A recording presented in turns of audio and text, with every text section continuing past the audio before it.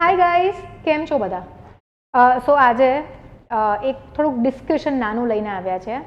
બહુ જ બધા સ્ટુડન્ટ્સ અમારી પાસે આવતા હોય અને આજે એકચ્યુઅલી 3 એવા સ્ટુડન્ટ આવ્યા કે કઈ એક્ઝામની તૈયારી કરાય. બરાબર, અત્યારે જોવા જઈએ તો બાય ધ વે મારું નામ શ્રુતિ પંચાલ, જીપીએસસી રેન્ક 9, રેન્ક 66, 2 વખત જીપીએસસી ક્લિયર કરી છે. 8 યર્સથી આ ફિલ્ડમાં ભણાવું છું. ઘણા બધા લોકો મને ઓળખો છો પણ ઘણા બધા નથી ઓળખતા. એ લોકોના માટે ઇન્ટ્રોડક્શન રિપીટ કરતી રહીશ. સો અત્યારે જ રેવન્યુ તલાટીનું કંઈક એડ બહાર આવી છે. 2300-2500 જગ્યાઓ બહાર આવી છે. એટલે જે ક્લાસ 1-2ની પણ તૈયારી કરતા હતા એ બધા જ છોકરાઓ હવે એવું કહે છે કે બીજું કંઈ જ નથી કરવું, રેવન્યુ તલાટીની એક્ઝામ આપીએ. કંઈ જ ખોટું નથી. ઓકે, બટ મેં એક વસ્તુ ઓબ્ઝર્વ કરી છે કે છોકરાઓ જે છે ને એ બધી જ એક્ઝામ આપે છે. ફોર એક્ઝામ્પલ, આ સન્ડે આરએફઓની એક્ઝામ છે, એક અકાઉન્ટ્સ ઓફિસરની એક્ઝામ છે, ધેન સપ્ટેમ્બરમાં ડીવાયએસઓની એક્ઝામ છે, પછી ડિસેમ્બરમાં એસટીઆઈની છે, એની વચ્ચે સીસી ગ્રુપ બીની એક્ઝામ આવશે, એના પછી ક્લાસ 1-2, એની વચ્ચે પીએસઆઈ કોન્સ્ટેબલ. તો what is happening right now is કે આઈ અન્ડરસ્ટેન્ડ કે કોલેજ પતી છે, તમારે ગવર્મેન્ટ જોબ લેવી છે, તમે પ્રિપેરેશન કરી રહ્યા છો, બટ બધી જ એક્ઝામ આપવા જશો તો તમે કોઈ પણ એક્ઝામની પૂરેપૂરી તૈયારી નહીં કરી શકો. તો આજે હું તમારો આ પ્રોબ્લેમ સોલ્વ થઈ શકે એ રીતની થોડીક વાત કરીશ તમારી સાથે. તો આઈ વુડ સે કે દરેક પર્સનને આ વસ્તુ પોતે નિર્ણય લેવાનો છે મારી વાત સાંભળ્યા પછી કે એ લોકોએ કઈ કઈ એક્ઝામ આપવી જોઈએ. ઓકે, તો the first and the only or the foremost point is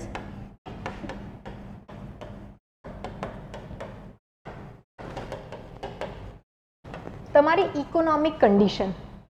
બરાબર, સે ફોર એક્ઝામ્પલ મારી પાસે તો બધા જ પ્રકારના લોકો આવ્યા છે. બરાબર, તો તમને બધાનો એક્ઝામ્પલ આપું. કદાચ તમે તમારા ઘરના અર્નિંગ મેમ્બર છો, પપ્પા રિટાયર થઈ ચૂક્યા છે, પપ્પા નથી, બીજું કોઈ અર્ન નથી કરી રહ્યું અને એવી રિક્વાયરમેન્ટ છે કે ભાઈ જલ્દીમાં જલ્દી તમારે નોકરી લઈ લેવી પડશે.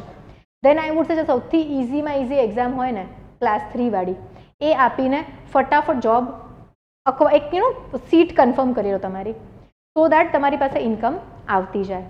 અને પછી મીનવાઇલ આગળ તમને ટાઈમ મળે અને તમારું જેવું એમ્બિશન છે એ પ્રમાણે ક્લાસ 1-2ની આપો, એસટીઆઈની આપો, યુપીએસસીની એક્ઝામ આપો. બટ જો તમારી ઇકોનોમિક કન્ડિશન એવી છે કે ભાઈ તમારે તાત્કાલિક કોઈ એક જોબ લઈ લેવાની છે સો દેટ ફાઇનાન્શિયલ સિક્યોરિટી અને રેગ્યુલર ઇન્કમ આવી જાય ઘરે, then I would say revenue તલાટીની એક્ઝામ માટે પૂરેપૂરી તૈયારી કરી લો. પણ હવે કેવું થઈ ગયું છે, સિલેબસ સેમ થઈ ગયો છે. જીપીએસસીનો, યુપીએસસીનો, રેવન્યુ તલાટીનો, બધી જ વસ્તુઓનો મેન્સ પણ લખવાની આવી ગઈ છે એમાં. તો please make a very well informed decision. બીજી કન્ડિશન એવી છે કે ભાઈ હજી હું ત્રીજા પ્રકારની વાત કરીશ. બીજી કન્ડિશન તમારી એવી હોય કે કદાચ તમારા ઘરે પપ્પા છે, પપ્પાની જોબ ચાલુ છે, ક્યાં તો અધર સોર્સિસ ઓફ ઇન્કમ છે, તમે હજી 2 થી 3 વર્ષ નોકરી નહીં કરો તો ઘરમાં કોઈ જ તકલીફ નહીં પડે. બરાબર, જો તમારી એવી કન્ડિશન છે, ફેમિલી બહુ જ સપોર્ટિવ છે, તો પછી નક્કી કરી લો કે ક્લાસ 1-2 અને યુપીએસસી હું આ 2 એક્ઝામ્સ આપીશ. This is one example. બીજું એક્ઝામ્પલ એવું છે કે ભાઈ યુપીએસસી તરફ જવું જ નથી તો ક્લાસ 1-2 એસટીઆઈ અને ડીવાયએસઓ આ એક ગ્રુપની 3 એક્ઝામ્સ આપી દો. તાત્કાલિક જોબની જરૂર છે તો પછી ક્લાસ 1-2 અને એસટીઆઈ હમણાં રવા દો. ઓકે, નાવ ઘણા બધા લોકો એવું પૂછતા હોય છે કે મેમ જોબ છોડી દઈએ, અમે એક્ઝામની તૈયારી કરવી છે. તો I would always give an advice, જો તમે ઓલરેડી જોબ કરી રહ્યા છો તો તૈયારી માટે પ્લીઝ જોબ ના છોડો. Right, I will not name anyone, but we recently had a student. પહેલી વાત એમણે આવીને મને એમ કરી કે મેમ મારે 1 વર્ષ ડેડિકેટેડ તૈયારી કરવી છે, હવે હું જોબ છોડવા માંગુ છું. આઈ સ્પોક ટુ હિમ, મેં એમને સમજાવ્યું કે ભાઈ એક વખત ઇનકમિંગ ઇન્કમ ચાલુ થઈ ગઈ પછી કેવું થશે કે 6-12 મહિના પછી ક્યાં તો એક અટેમ્પ્ટ પછી કદાચ ના ક્લિયર થયું તમારે તો તમારી અંદર જ એક ફ્રસ્ટ્રેશન બિલ્ડઅપ થવા માંડશે. અને અમારે ત્યાં આગળ પણ ઘણા બધા વર્કિંગ એસ્પિરન્ટ્સ તૈયારી કરતા જ હોય છે અને મેં ઘણા બધા વર્કિંગ એસ્પિરન્ટ્સને પાસ થતા જોયા છે and I have been one of those. હું પણ કામ કરી રહી હતી જ્યારે મારો 9th રેન્ક આવ્યો ત્યારે, 66 આવ્યો ત્યારે, એની પહેલાંના પણ જે અટેમ્પ્ટ હતા, I have always bin a working aspirant. તો આ જે આપણી એક માન્યતા છે કે ભાઈ ફૂલ ટાઈમ તૈયારી કરીએ તો જ પાસ થવાય, એ પણ ખોટી છે. પણ યસ, એક સ્ટ્રેટેજી બનાવી લો, એક પ્લાનિંગ કરી લો, એવું નહીં કે ગાંધીનગર અમદાવાદ ભણવા આવ્યા છો એટલે જે એક્ઝામ આવે એ બધાનું ફોર્મ ભરવાનું. આમાં થાય છે શું, દર 2-3 મહિને કોઈક પ્રિલિમ્સ આવે છે ને કંઈ હજે છે ને નેક્સ્ટ યર ઇલેક્શન્સ આવે છે ગુજરાતમાં, એટલે ભરતી તો આવતી રહેવાની. તો આ વર્ષ અને આવતું વર્ષમાં પ્લાનિંગ એટલું સરસ કરો કે તમે જે જોબ સિક્યોર કરવા માંગો છો એ સિક્યોર થઈ જાય. અને હજી એક પ્રકાર બીજો તો આપણે વાત જ ના કરી. અમારે ત્યાં એક છોકરો આવ્યો હતો, sorry I should not say this, પણ યુપીએસસીની જ તૈયારી કરું, યુપીએસસીનું જ ફોર્મ ભરીશું. એ લોકોના માટે જીપીએસસીનું ફોર્મ ભરવું એટલે બહુ જ આમ ડેરોગેટરી વસ્તુ થઈ જાય. ભલે એક્ઝામનું સિલેબસ સેમ છે, પેટર્ન સેમ છે, લેવલ ઓફ એક્ઝામ સેમ છે, પણ બહુ જ આમ ડેરોગેટરી શરમજનક વાત થઈ જાય કે જીપીએસસીનું તો કોઈ ફોર્મ ભરાય. હવે એ જે ભાઈ મળવા આવ્યા હતા, એમના પપ્પા જે હતા એમને બહુ જ સિરિયસ બીમારી હતી, સર્જરી, હોસ્પિટલાઇઝડ હતા. એના પછી એ કોઈ પણ કાર્ય કરી શકે ઇકોનોમિક એવું શક્ય નહોતું. પણ જીપીએસસીની કોઈ પણ એક્ઝામનું ફોર્મ ભરવા માટે એ છોકરો રેડી જ નહોતો. તો આઈ વુડ સે કે આપણી જે સિચ્યુએશન છે લાઈફની એને સમજીને એને અનુકૂળ રાખીને થોડુંક પ્રોપર પ્લાનિંગ કરો 2025 અને 26નું, તો કોઈક એક્ઝામમાં સરસ મજાનો સક્સેસ મળવાના ચાન્સ રહેશે. નહીં તો પછી જે પણ પ્રિલિમ્સ આવે એની તૈયારી કરો તો મેન્સ નહીં નીકળે. એક હોલિસ્ટિક પ્રિપેરેશન કરી લો, 6 મહિના કે વર્ષ બધું જ બાજુમાં મૂકીને. And this is just I want to say કે ભાઈ પછી ઘણા બધા લોકો એવા છે કે હવે ક્લાસ 1-2 મૂકીને ખાલી રેવન્યુ તલાટી કરીએ. ગાઈઝ ના કરાય. Please don't plan haphazard. તમારા ફ્યુચરનો સવાલ છે. આજે બીજો એક છોકરો આવ્યો તો મેં પૂછ્યું કે ભાઈ 10 years down the line where do you C your self? 10 વર્ષ પછી બેટા શું લાગે છે જિંદગીમાં શું કરતા હશો તમે? કયા પ્રકારનું ઘર જોઈએ છે? કેટલી મંથલી આવક જોઈએ છે? Like legitimate. All those questions I asked him.